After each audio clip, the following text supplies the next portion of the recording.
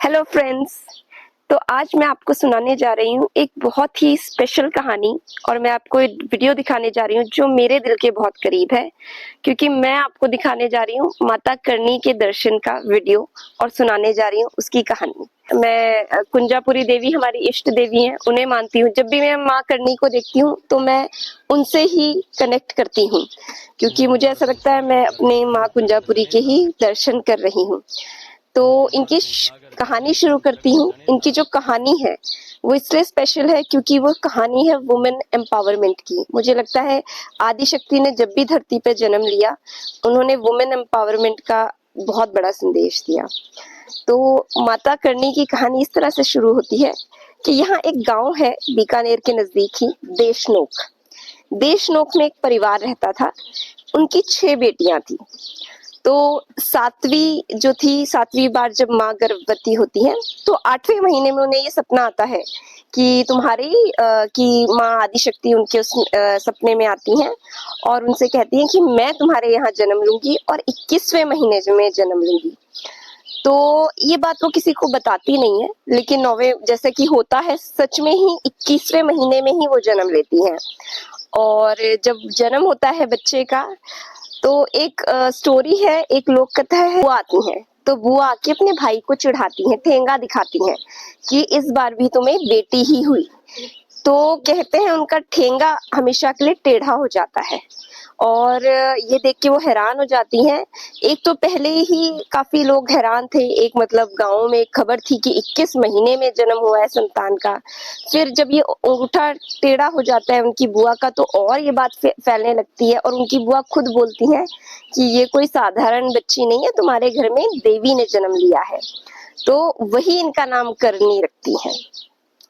तो उसके बाद जब ये 5-6 साल की होती हैं, एक बार बुआ इनसे फिर बहुत प्यार करती हैं। तो खेल रही होती है अपनी बुआ के आसपास, तो बुआ से हंसते हंसते पूछती हैं कि आपके अंगूठे को क्या हुआ। तो वो बताती हैं कि मैंने ऐसे ठेंगा दिखा दिया था तुम्हारे फादर को जब तुम्हारा जन्म हुआ था। तो जो माता करनी है वो मजाक मजाक में ही उनका अंगूठा सीधा कर देती हैं। तो बुआ और हैरान हो जाती हैं। इसी तरीके से और ज्यादा उन्हें विश्वास हो जाता है कि ये एक दिव्य शक्ति है या एक देवी है। अब मैं आपको माँ करनी से जुड़ी दूसरी कहानी सुनाती हूँ, क्योंकि माँ करनी के जीवन में ऐसे बहुत सारे किस्से हुए जिनकी वजह से उन्हें देवी के रूप में जब वो जीवित ही थी तभी उन्हें देवी के रूप में मतलब उनकी मान्यता थी देशनोक में। तो एक दूसरी कहानी है कि माँ करनी काफी मतलब एज अ देवी उनको काफी माना जाता था कि ये एक दिव्य शक्ति है। तो एक राजा थे जो युद्ध के लिए जा रहे थे अपनी सेना के साथ। तो जो माँ करनी है वो गायें चराती थी। तो गायें चरा रही थी तो राजा उस रास्ते से निकलते हैं और उन्हें पता चलता है कि यही माँ करनी है। तो उनका आशीर्वाद लेने के लिए रुकते हैं। तो रुकते हैं उनका आशीर्वाद लेते हैं। तो माँ करनी कहती हैं कि तुम आए हो तो खाना खा के जाओ, मतलब तुम मेरे पास आए हो, तुम्हारी सेना आई है, इतना थक गए हो, खाना खा के जाओ। तो माँ करनी के हाथ में उस वक्त एक छोटा सा टिफिन होता है और उस टिफिन में वो अपने पापा के लिए खाना, अपने फादर के लिए खाना ले जा रही होती हैं। तो राजा उनकी तरफ देखते हैं और सोच कहते हैं कि माता आपके पास तो एक छोटा सा टिफिन है, मेरी सेना को खाना कैसे खिलाएंगी। तो माँ करनी उनसे कहती हैं कि आप अपनी पूरी सेना को बिठाइए। उसी टिफिन से वो पूरी सेना को खाना खिला देती हैं। और इसके साथ ही जो राजा है उनका विश्वास माँ करनी की दिव्य शक्ति में पक्का हो जाता है। और जो फिर जब उनका विश्वास, क्योंकि पहले उन्हें थोड़ी शंका तो होती है, माँ करनी मशहूर हो रही थी, मतलब उनकी दिव्यता के बारे में कहानियां उन्होंने सुनी थी, बट वो श्योर नहीं थे कि कितना सच है। लेकिन इस इंसिडेंट को देख के उनकी ये विश्वास पूरा पक्का हो जाता है और फिर वो माँ से विजय श्री का आशीर्वाद मांगते हैं और युद्ध में जाते हैं और युद्ध में विजय प्राप्त करते हैं। इसीलिए युद्ध में जाने से पहले जो राजपूत है आप देखिएगा वो मतलब पुराने समय से ही माँ करनी की जय बोल के जाते हैं, क्योंकि उनकी ये आस्था है कि उनकी जयकार बोल के जब वो युद्ध में उतरते हैं तो उनकी विजय होती है। और एक और बहुत मेरी फेवरेट, उनकी बहुत सारी कहानियां हैं लेकिन मैं आपको एक और सुनाऊंगी। वो मेरी अगेन बहुत फेवरेट कहानी है, क्योंकि एक परिवार था जिसमें पिता का नाम था दशरथ, वो मतलब वही गाय चराते थे, गाय चराती थी फैमिली। तो एक परिवार था जिसमें पिता का नाम था दशरथ और एक छोटी सी बच्ची थी। वो बच्ची माँ करनी में उन्हीं में उस छोटी सी बच्ची की बहुत आस्था थी। तो होता ये है कि जो डाकू हैं वो गाय के लिए, गाय चुराने के लिए उनकी फैमिली पे हमला कर देते हैं। तो जो पिता हैं वो गाय की रक्षा करते करते अपनी जान दे देते हैं, लेकिन उन्हें गाय नहीं ले जाने देते, या जो गाय हैं उन्हें हार्म नहीं करने देते। तो ये देख के जब उनके पिता की मृत्यु होती है, वो छोटी सी बच्ची माँ करनी का नाम लेती है। तो स्वयं माँ दुर्गा रूप में माँ करनी आती हैं त्रिशूल लेके और उन डाकुओं का वध कर देती हैं। और इसीलिए वो मतलब जो दशरथ है, जो कि रक्षा करते हुए गाय की उन्होंने अपने प्राण त्याग दिए, उन्हें वरदान देती हैं कि तुम मेरी मूर्ति के आगे तुम्हारा जरूर होगी, मूर्ति होगी दशरथ की, और हमेशा वो ज्वाला तुम्हारे नाम की जलती रहेगी मेरे नाम के आगे, जब तक मैं हूँ तुम्हें भी याद किया जाएगा मेरे नाम के साथ ही।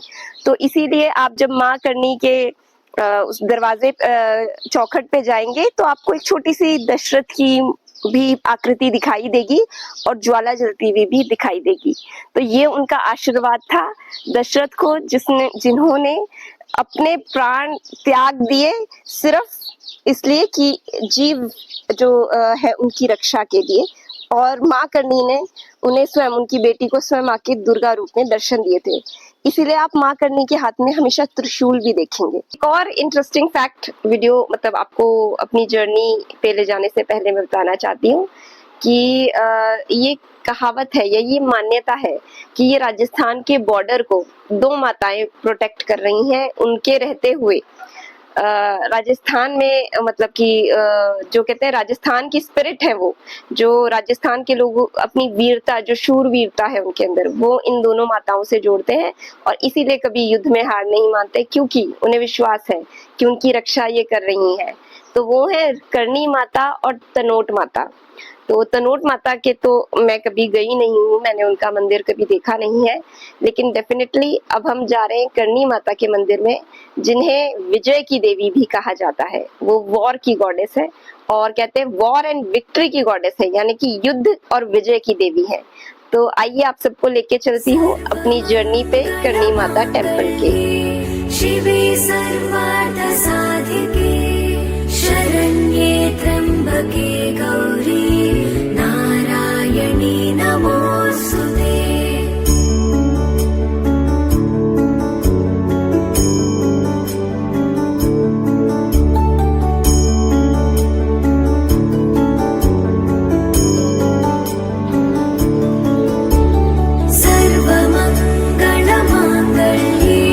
शिवे सर्वार्थ साधिके शरण्ये त्र्यंबके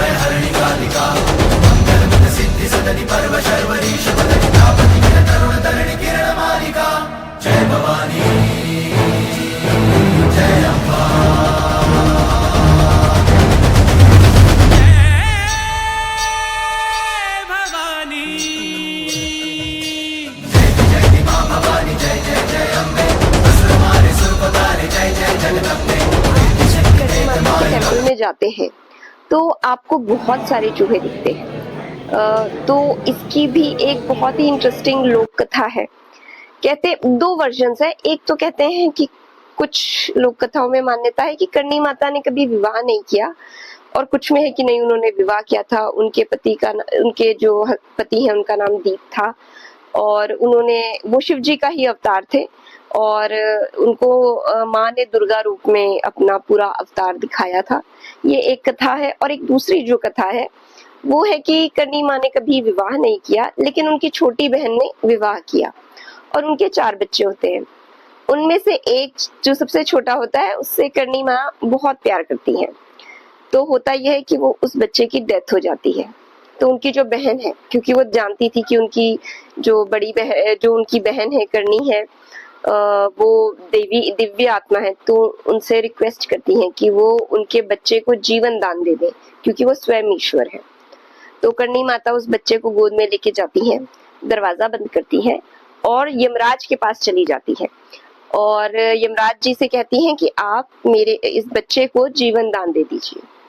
तो यमराज माता से कहते हैं कि हे माता, उसका मृत्यु का समय आ गया था, और अगर मैं इस तरह से जीवन दान दूंगा तो आप ही के बनाए हुए प्रकृति के नियम का उल्लंघन हो जाएगा। तो माता कहती है नहीं, इस बच्चे को जीवन दान आपको देना ही होगा। तो इसका जो सॉल्यूशन है वो देवी माँ और यमराज जी मिलके इस तरह से निकालते हैं कि ना तो प्रकृति का नियम टूटे, और उनका जो भांजा है वो भी वापस जीवित हो जाए।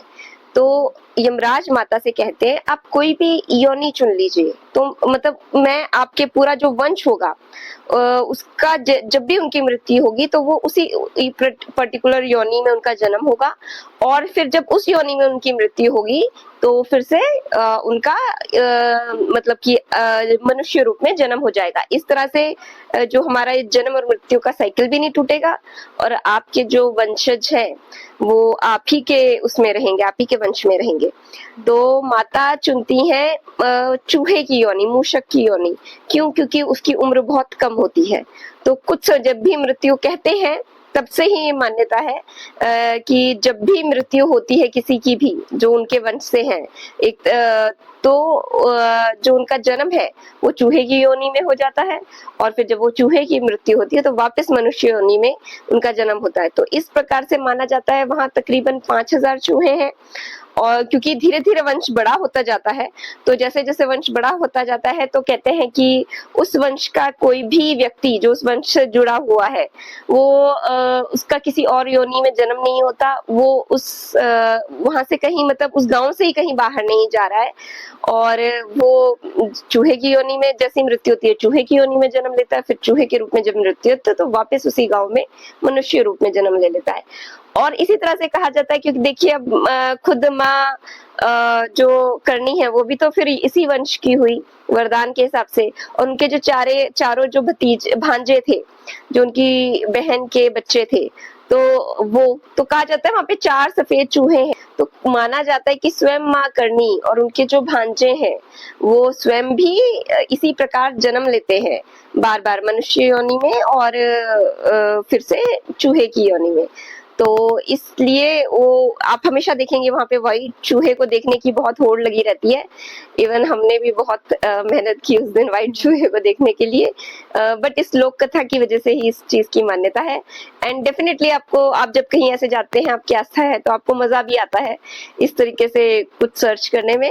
एंड आई टेल यू, वो चूहा इतनी आसानी से नहीं मिलता है बहुत मुश्किल से दर्शन होते हैं, और यू आर वेरी लकी अगर आपको इजीली दर्शन मिल जाए, वरना से वो 4 ही हैं इतने सारे चूहों के बीच में, तो बहुत मुश्किल होता है उन्हें ढूंढना। और फाइनली हमें सफेद चूहा भी दिख गया है, और हम सब ने अपनी अपनी विशेष मांग ली हैं। आप भी जब करणी माता मंदिर आए तो सफेद चूहे को जरूर देखिएगा। के बाद हम एक और प्राचीन मंदिर गए जो करणी माता जी से ही जुड़ा हुआ है, वो है नेढ़ी का मंदिर। वहाँ पे एक पेड़ है, आपको मैं दिखाती हूँ। तो इस पेड़ की मान्यता है कि जो करणी माता है, क्योंकि जैसे कि पहले ही बताया कि वो गायें उनके पास बहुत थी, गायें वो चराती थी अपने फादर के साथ। तो कहते हैं कि वो वहाँ खुद बिलौना करती थी, मतलब दूध से मक्खन निकालती थी। तो आज भी मान्यता है कि यहाँ पे वो दूध के दही के छींटे उस पेड़ के ऊपर है। मैं आपको उसके कुछ दृश्य दिखाती हूँ उस मंदिर के।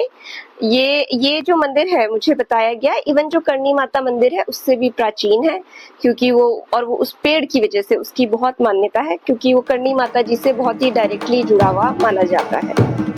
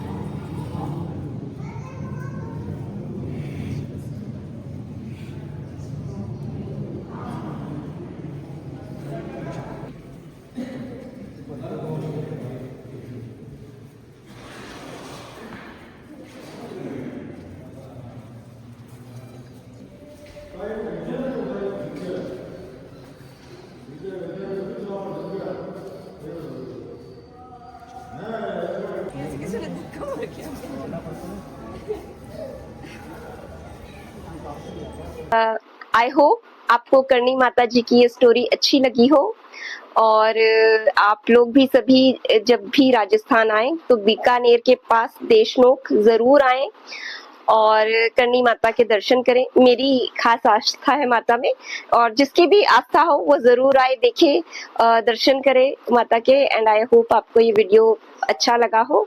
Thank you, bye.